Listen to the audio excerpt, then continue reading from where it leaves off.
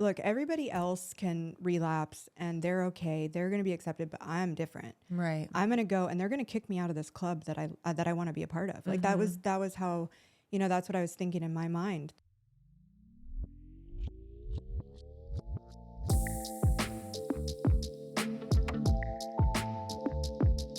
Hey everybody, we're here with Bryndee. How are you today? I'm good. Thank you for having me. Thanks for being here. I'm glad I got your name right.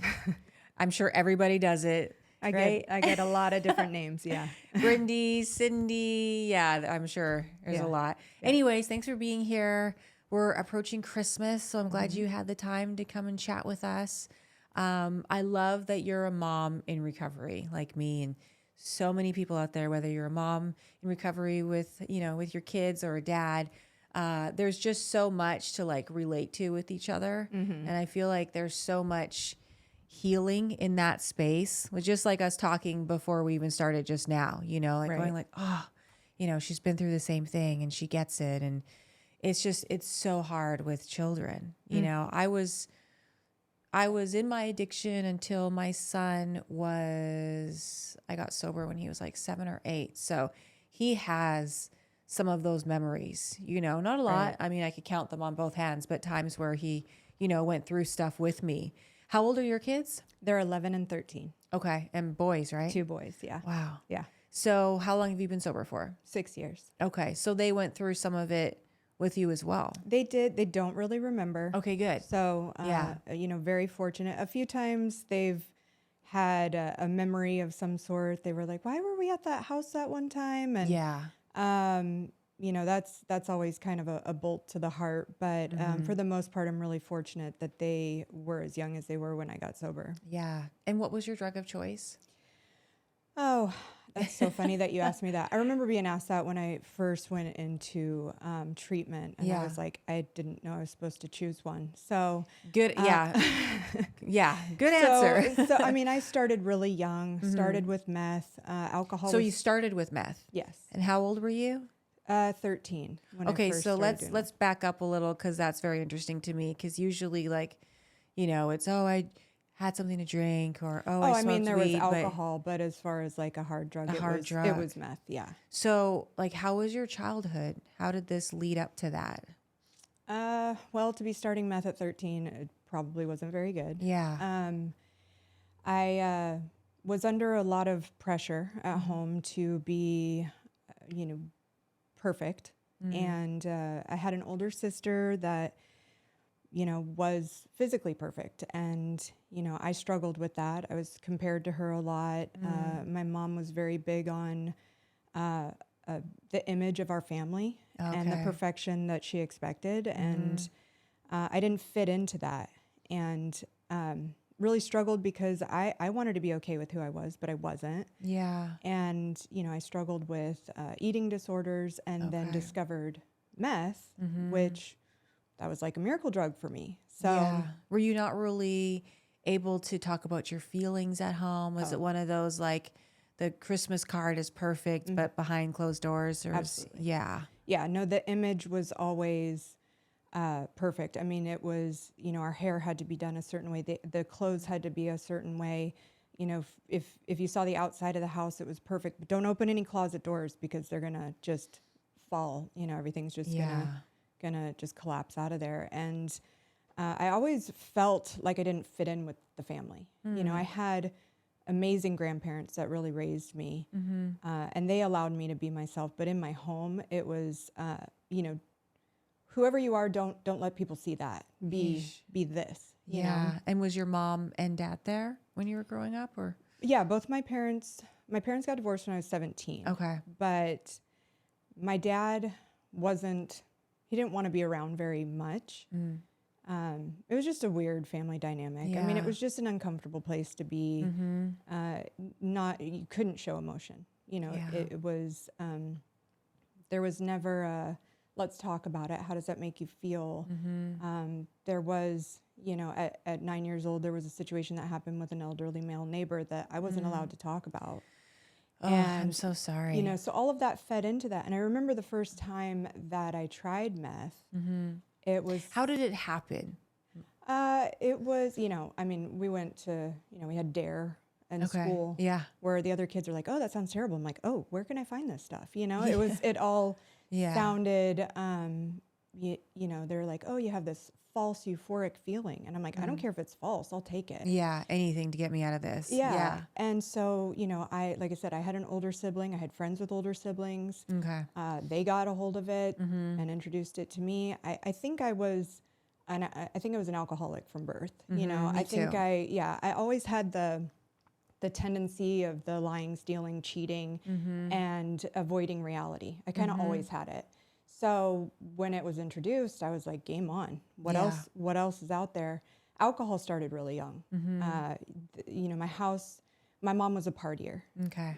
She loved to entertain. There was always music. There was always people, and it always looked really fun. As a little kid, we had a great time. We had a jukebox. We would just party. Yeah. And then, that just became a normal lifestyle for me. At what age, when you were a child, did you realize like something's not normal here? Around 9. Yeah. You mean with me or just the environment? No, like when you finally were able to like see that. Because, when you're really little, you just, oh, this is just normal. This is just the way it is. But at 9, you say, you could tell like this isn't a normal family. I don't know that I noticed the family. Well, probably in my teens. Okay. Yeah. So by the time I was 13, my sister was 16, 17. The fighting got louder and more intense. And, I kept a runaway bag in my locker at school. Like I knew I didn't want to be there. Yeah. With my sister now of driving age, she was kind of my way out. We really kind of raised each other. So her being 16, 17, I was 16, 17. Yeah. I was out doing the stuff she was doing, and I never really was like a 13-year-old. And I don't think it was until I was older that I looked back, having a 13-year-old son and looking at him and being like, wow, he's a baby. Yeah. I did the same thing too. I still do it. He's going on 16 now, but I go, whoa, my life was so different than his is right now. Thank God. Thank God. Yeah. Right? Yeah. So you started doing math, and what happened after that? Did that just kind of take off? And I ended up in continuation school, where I actually felt very comfortable. I felt like the people at that school were more, I grew up in Irvine, so I never really felt like I fit in Irvine. And being at the continuation school, I really related to a lot of those people. I feel like they kind of came from crazy homes. They had stories. I like people with stories. I like people who, have some grit and have some depth. And so I felt at home with the people there, and I found some really, great relationships, but I also found a lot of access to more drugs. So, it was also the rave, the height of the rave scene, I guess. And so I started, doing all that stuff as well. And it was just to chase whatever was next. Yeah. There's nothing I would turn down. And it was just, what can change my reality. Yeah. And take me out of it. Yeah. Our lives are so similar. We're going to become good friends. I can already tell, because it's just nuts. I went through the same thing. I went to a continuation school, and felt like at home there, which was not a good thing, obviously, but a good thing for me because, I was around people that same thing, like had these stories, access to drugs, they were kind of rebellious, obviously, and doing all that stuff. And then the rave scene hit, and I was just off and running. I was in Canada though. That's the only difference. But when that hit, and I don't know if you had the same experience, but just the ecstasy and all of that, it's like you really got out of reality. Yeah. Well, and there was a whole, vibe to it. It was increasing the party. There was outfits and accessories that went with it. So for sure. So it was, it was just something new. And again, that started at 15. Really young, and I loved the music. I loved the party aspect behind it. But by 18, I realized I had a problem, and I didn't know how to fix it. I just knew everything I was around, everyone I, socialized with, this is what we did. And I've always had, since I was pretty young. I had a job. Like I said, my grandparents really influenced and raised me. And so they encouraged, take care of yourself. It's tough to be a woman out there. So learn how to take care of yourself. So I had, I had my own income source. I just worked really hard to always maintain a job. Yeah.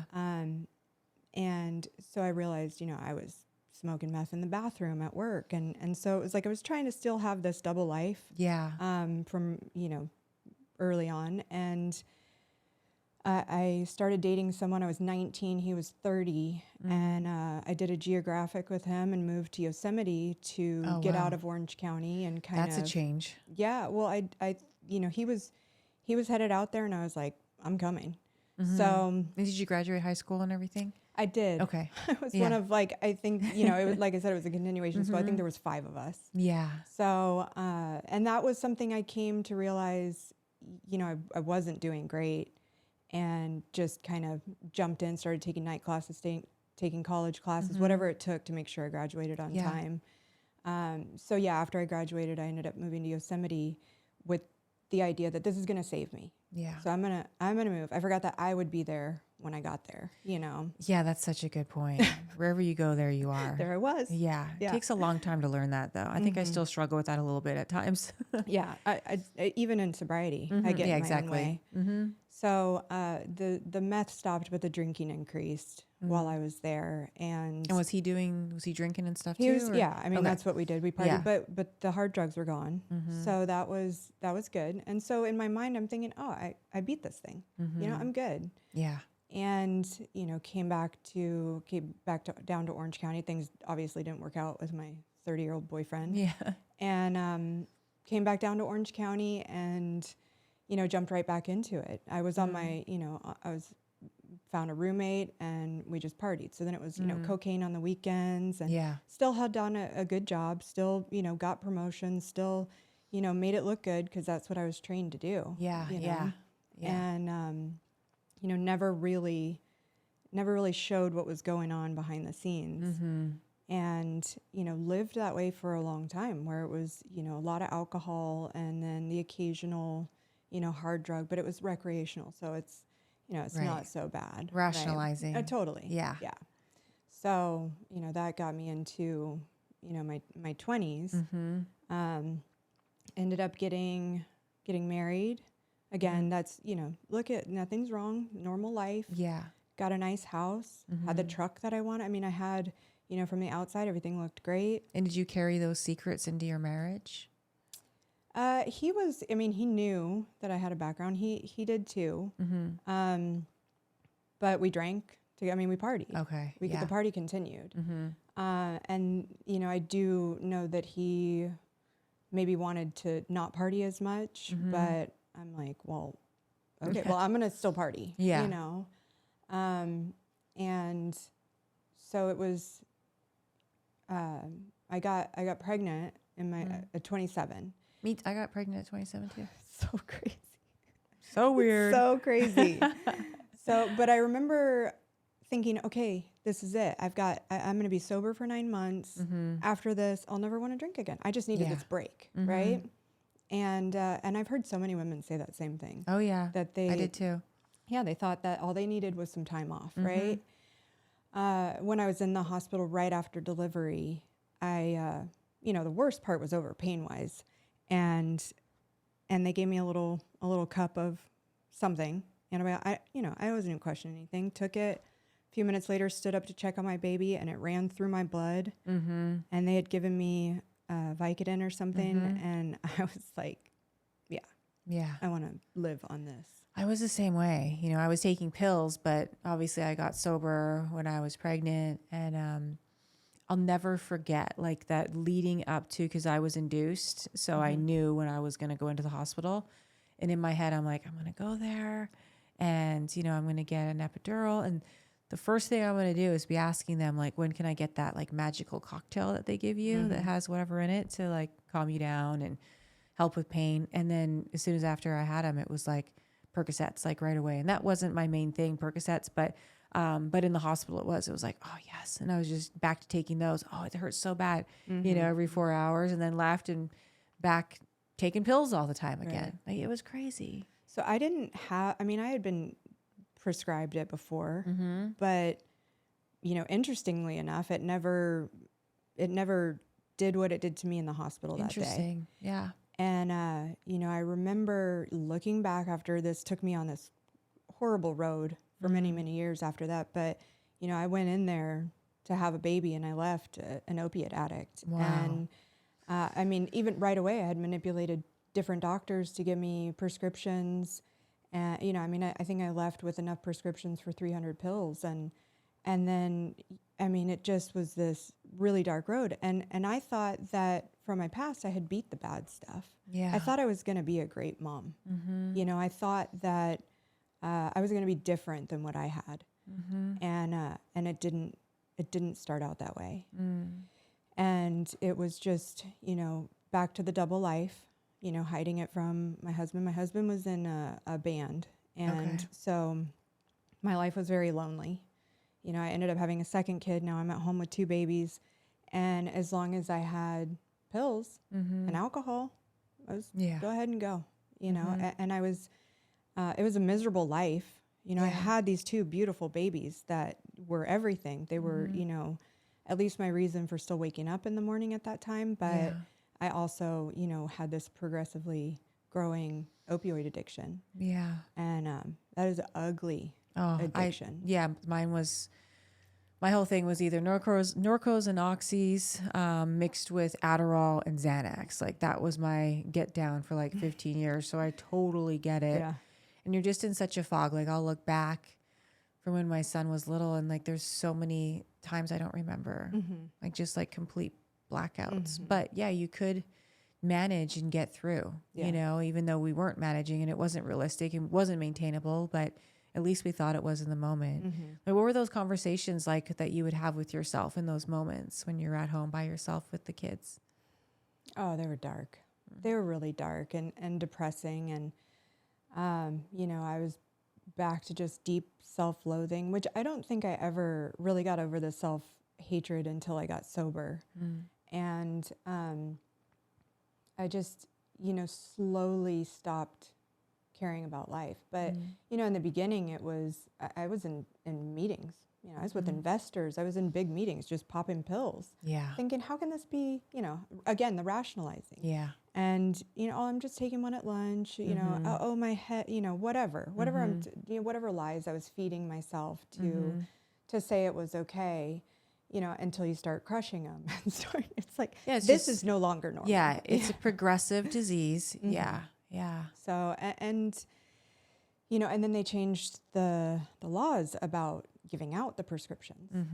And what was once, you know, sort of the housewife, you know, picking up a prescription. Now, you know, I'm dragging my kids through Watts trying to, you know, to get, you know, pills from somebody. Yeah. That's what I ended up doing, where I'd go like once a week and I had this one person and I would pick up so much. I mean, there was times where, you know, I would have my son or close by, you know, when I'm doing this and I'm just going like, what are you doing? But I could not stop. Yeah, I know. And I would, there was a time actually that I couldn't get any, you know, and I went through the withdrawals, which were always awful. And I made it, you know, 3 days, and I was still dragging myself to work. I mean, I could barely shower. I could barely brush my hair. I had to drive my kids to school. I mean, I know I looked awful, but I was still, you know, one foot in front of the other with the responsibilities I had. And I remember the 4th day just feeling like, oh my gosh, I feel okay today. I don't need to do this anymore.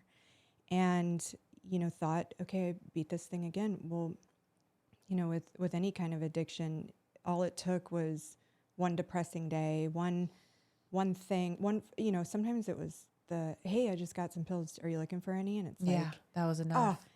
I mean, it was almost like, why would this happen to me? You know, I thought I was doing so good, but, you know, that's where you have to have a program. Yeah, exactly. You know, you can stop, but it'll always come. But you won't stay stopped, you know, until we finally do the work and take a good look at ourselves. Yeah. So let's fast forward a little bit here. So you got sober 6 years ago. So what was kind of the like final thing that was going on where you got sober? for good, So, God willing. yeah. Hopefully, that's the plan anyway. Mm-hmm. I had hit rock bottom, after losing the jobs. I had actually kind of stopped with the pills and lost another job, crashed another car, and ran into an old friend. Again, it was like, why would these things fall in my path that weren't good for me? Mm-hmm. Ran into an old friend. She said, I've got meth. This has been years since I've ever, I've done it, and didn't even think twice. I just said, let's do it. And it took about 2 weeks. I just dove in head first. And, by the end of 2 weeks, my ex-husband took, custody of our kids. Oh, wow. And I could only see them, through visitation. That fast. Yeah. I mean, I went down hard, and, and for everything that I had kept hidden, I was exposed. Everybody now had seen, enough had happened that they were like, you can't put this behind closed doors again. Yeah. And losing my kids that way, and I willingly signed because I knew what I've done. I knew the mess that I had made, and I agreed to go to rehab. And I called my mom and I said, I'm in a motel. I don't have my kids, and I said, I'm going into treatment tomorrow. I'm going to get some help. And she said, this is the most disappointing thing you've ever done. Oh. And I was like, what? I think it made a lot of sense in that moment that, okay, this is how I got here. You know what I mean? The only thing I've ever been sheltered from is help, from being able to just be broken or be myself or be, it's okay to need help. Yeah. That's such a powerful thing to say. Yeah. Yeah. So, I went against the family and went into treatment. It was a complete shock. I knew nothing about recovery or treatment, the big book. I didn't, I didn't know either. my image is, like so many, it's the old guy standing on the side of the freeway. Like that's who goes to AA meetings. Right. And, so I went through treatment and I got out and I was thinking, okay, I got enough, I got enough information to, kind of just do my old thing of the lying, cheating, stealing, get my kids back. And that didn't work. That didn't work. I fell right back into my habits, but I at least had learned something. Yeah. I had been to a few meetings while I was in treatment. The seeds were planted. They were planted. Yeah. And the party was over. I mean, the party was over so long before any of this. It was just a disgusting. I was just, existing. Yeah. And I actually would sit in front of a meeting in Huntington Beach, a 6 a.m. meeting because I was already awake. And I was too scared to go in. I did the same thing. Costa Mesa Solana Club, I would just sit there in the parking lot and could not go in. Yeah. Oh my goodness. Okay, continue. So I finally, got out of the car after a meeting had ended, talked to a woman, and she said, why don't you come inside? And I'm like, okay, maybe tomorrow, And I don't remember what it was that made me actually walk through the door. But I know when I did, all I heard at 6 a.m. is just laughter. It was like this room was filled with laughter. And I'm like, what is wrong with these people, right? Yeah. And, I walk in and there's just, these beautiful women. Like the women, more than anything, struck me. They were just put together and, heads held high. And, it's an early morning that most of them were going to work. So they're dressed in suits and they're and I'm like, oh no, I must be in the wrong place. Yeah. Like these aren't drug addicts. Yeah. Right. Yeah.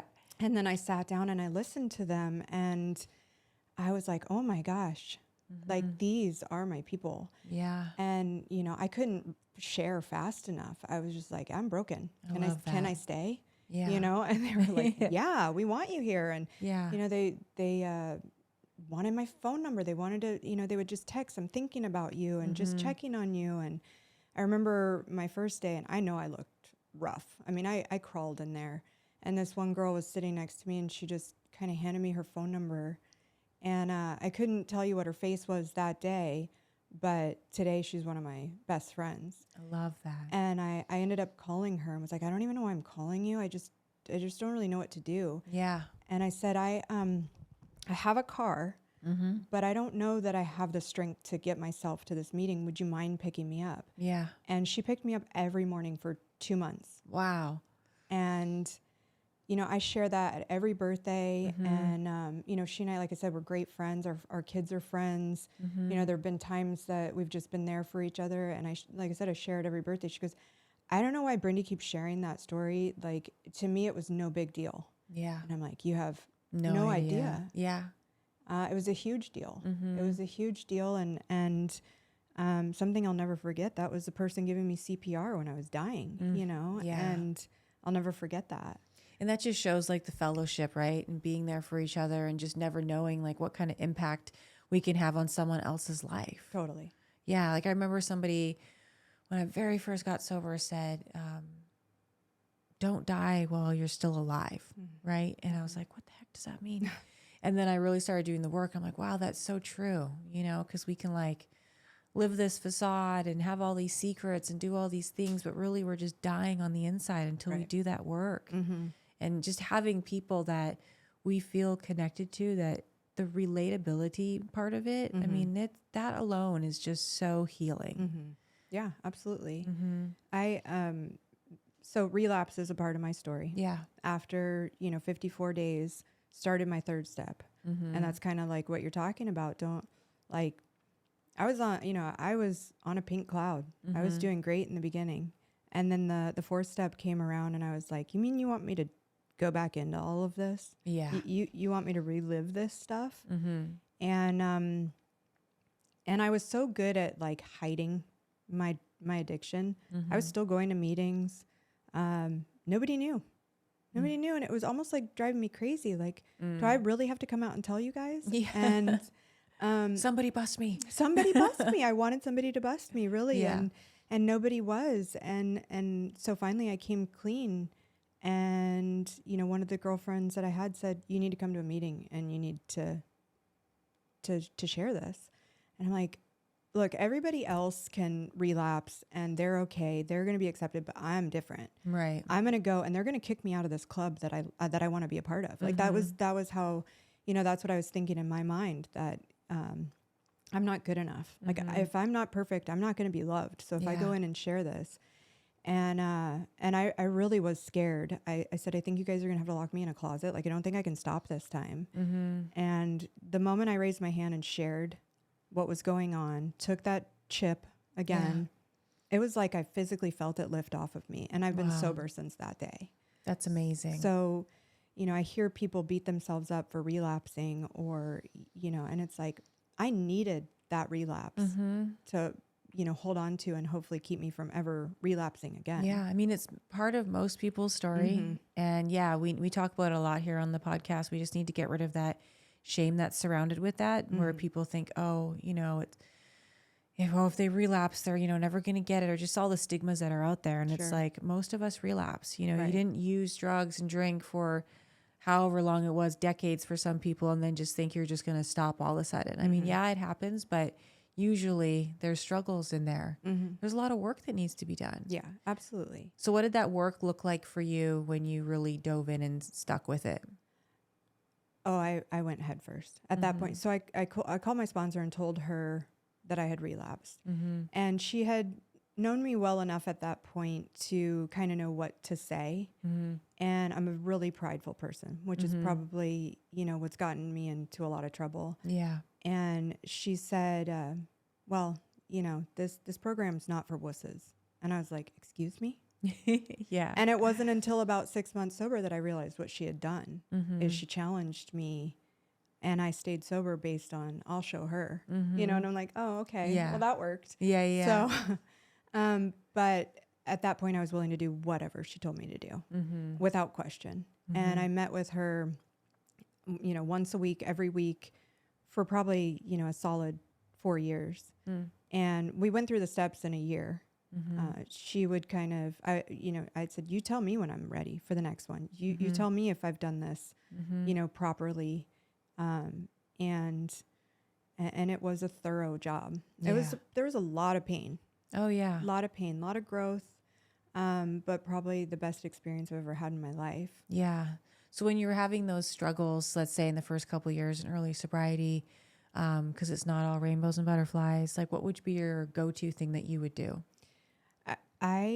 So music, singing, driving, the ocean, Okay. those were my healing. Driving an ocean for me, for sure. Yeah.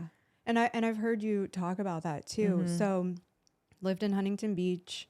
I would get in my car. I would drive up and down PCH so I could see the ocean, play, just the random mix of songs, whatever emotion I was feeling. Yeah.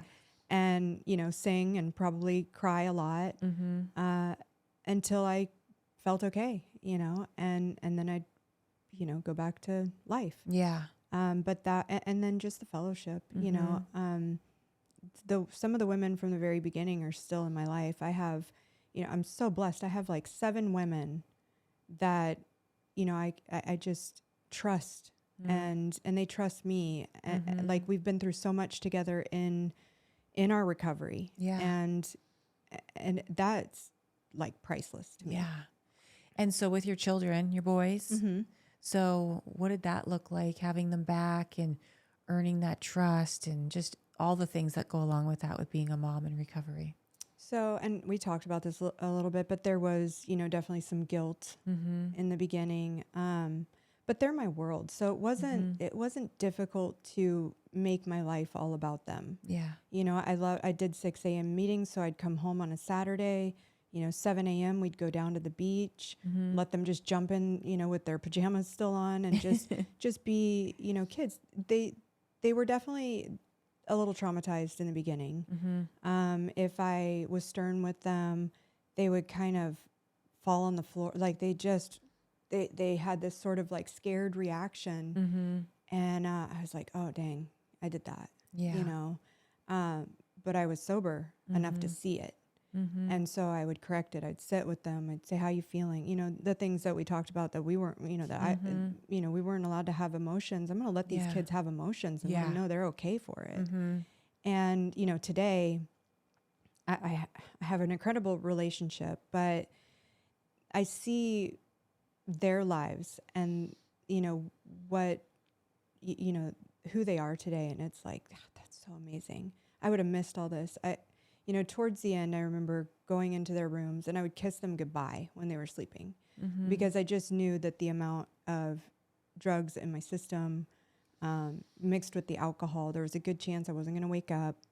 And, whether it was going to be during the night or it's going to be a slow, painful death, I don't know, but I'm going to die and I'm going to leave these kids. Yeah. And I, kind of saw their future and I'm like, they're going to be messed up because of this, but the alternative is they're going to be messed up with me here. Yeah, exactly. And it was such a depressing place to be. Like I wanted death to just hurry and come. And, after getting sober, like I said, everything was, what do these kids need from me? And they both started playing sports. They both got into music. My son, I just have to brag about my son for a minute. I would love to hear it. So he was the only 6th grader that made it into advanced band. Amazing. In his junior high. He is a section leader for bass guitar at school. Awesome. He's playing Carnegie Hall this year, or in March of this year. And I would have robbed him of all of that. There's no way I could have supported the way that I did in my sobriety to get him where he is. My youngest is, a star soccer player, and I'm not in love with soccer. There's so much of it, just if I can be honest for a minute. We're on a soccer field every weekend, but to see my son out, see my son out there and people cheering his name and that's worth staying sober for. Absolutely. What would you say to women and men out there that don't have their kids right now, or, they're in a very dark place in their addiction and they just feel so helpless and so hopeless and they don't know how to get out of this with their children? you talk about this a lot with people, and it's just like, okay, how am I going to navigate through this with my kids? Yeah. Like, what would you say to people out there suffering like that right now? I think it's about not putting the cart before the horse. You've got to take care of yourself. The end result is get your kids back and have a healthy life with them. It's, when you're on an airplane and, you have to put the oxygen mask on, you put it on yourself first. Yeah. Because very true. You can't help anyone unless you help yourself first. So get yourself right, and then go get your kids and be that parent, that you want to be. And I definitely don't do it perfect. I fail several times a day. Me too. But one thing that I've done perfect for the last 6 years is not, drink or use drugs. So amazing. And sometimes that's enough, It's definitely enough. Like a lot of the days. Sometimes I'm like, oh, I'm just so defeated. But it's so much better than life used to be. I'll take the defeats that I deal with today over anything that I dealt with before. Yeah. So we met at an event for the grand opening of Bradley's house, which is the Knoll Family Foundation, right? And I found it very inspiring and just interesting, your story where it came how to be that you started working with them. Can you share with us how you started working with them and who they are? Yeah. And what keeps you passionate about doing this with them? Yeah, absolutely. So, like I said, my husband was in a band and I started managing the merchandise for their band. And at one event, the Knoll Family Foundation had a booth next to theirs. And I saw Jim Knoll, Bradley Knoll's dad. And this is Sublime. Yes, Bradley Knoll of Sublime. And I wanted to obviously talk to him. I wanted to be a part of what they were doing. Sublime is one of my favorite bands. Grew up listening to them. I loved the idea that they were, doing something with recovery. Yeah. And went over there, barely got any words out. I was so nervous talking to him. And went back and I was like, oh my gosh, I totally screwed that up. So I grabbed a shirt and I took it over and I was like, hey, I brought you a shirt. And I was like, I really want to help. And he goes, there's my daughter, Kelly, go talk to her. And so I went to Kelly and I said, what can I do to help? And she was like, oh, you're so sweet. Well, here's my email. And I spent like the next month just stalking her. I was like, hey, I see you guys are going to be at this show. Can I help? Can I help? And she was like, yeah, sure. Come on. You can help with the booth. And I just was willing to do whatever. I love that. I was setting up the booth. I was selling the stuff. Everybody wants to talk to Kelly. They want to, she's an amazing person, and for so many people, you see them, just their faces light up when they get a chance to meet her. They loved what we were trying to do. So after a few months, I think it was about 6 months of just helping at the booth, she asked if I wanted to be on the board of directors. Wow. And again, like me, I'm nobody. Why would you want me as a part of this? And again, just a surreal situation, and only because I'm sober do I have this opportunity. And so ultimately, the Knoll Family Foundation was raising money to open. It ended up being a structured sober living for musicians who struggle with addiction. And we opened where we met on December 1st after 7 years of, raising money and trying to make this a reality. And it's such a surreal experience. There are 3 men in the house. Okay. All musicians. Amazing. We have and it's scholarships, right? Yeah, so we're trying to be self-sustained with grants and donations. But there's 3 men there. They're safe. They're happy. The house manager is doing amazing work. He's with great. these I've guys. met him a couple times too. Yeah. His name's Elvis Beltran, and he is, he's sending us pictures. We're getting a Christmas tree. We're having hot chocolate. We're going to meetings. The guys are jamming, and we're like, we can't thank him enough. And he's like, oh, well, I'm not really doing, I'm like, you have no idea what you're doing. Like this is more than we could have asked for.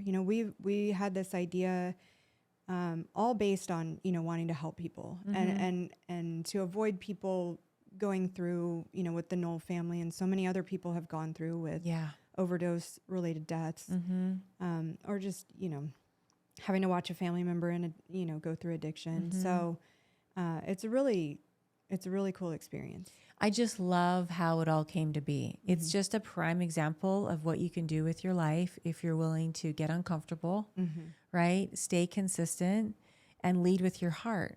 I mean, that's what you did with Kelly, and you just kept pushing and being, persistent and not giving up, right? It's like a lot of people, number one, a lot of people wouldn't even gone up and talked to her. But then to take it a step further, where you're emailing her every day and you're just staying, consistent, that, look at the outcome. It's so beautiful. What have you learned about yourself the most through this whole process with them? With the Knoll Foundation? Yeah. Well, like I said, at the opening, I only had 100 days sober. And this, being a part of this foundation, being a part of something great like this kept me sober. And, Kelly would tell me, I couldn't do this without you, and every time it's like, what do you mean? I don't really feel like I do anything. But when you get to the day that you actually, open, when we opened, and, I was walking through the house, and one of our board members, Casey Sullivan, Tyson's brother, his wife, Katie, designed and decorated the house. And this is so much greater than I ever thought it would be. So I think, to answer your question, what have I learned? It's, nothing is impossible. Yeah. Even the biggest dream, you go after it, and it's even, when you get to the end, it's bigger than you even imagined. And I think that's okay, what's next? Yeah. I think it's that excitement for what else am I capable of contributing to? Absolutely. And also just that whole mentality of taking every day one step at a time and what it can grow into. Don't get yourself overwhelmed in the moment. It's just, put one foot in front of the other, stay sober, lead with your heart and good intentions, and look what happens over time. Yeah. Yeah. Totally. That's so amazing. So how can people get involved? How can they help? How can they donate? Where do they go to? The Knoll Family Foundation, we're on social media. We have a website. You can donate online. You can donate straight from social media. I think just getting, the word out. We are located in Redlands. Okay. So yeah, we're definitely any help is appreciated. Okay. So, well, I wish you all the success in your life and with your kids and with the Knoll family. I just love your story and the woman you are today. I don't know you well, but I know you enough now to know that you're an amazing human being. So, well, I just want to say too that, this, like I was saying before, your brand, you're a stunning woman and you make this program attractive. I love that you talk about, recovering out loud, and, I appreciate everything that you do. I appreciate you, asking me to be here. So well, thank you. It's a privilege to be here. Thank you. It means a lot. Yeah, you're amazing. When I was at this house, you guys, I went in, I didn't know anybody there really. And even though I seem like an extrovert and I'm just very social, I'm really not. I'm kind of shy and socially awkward. And you came up to me and we talked for a long time. And that's how it ended up with you coming on the show. Again, showing how your personality and just going and doing it just radiates this ripple effect of good things in the world. So yeah, thanks for being so kind to me. Oh, absolutely. All right. Okay, you guys, thank you so much. We'll see you next time.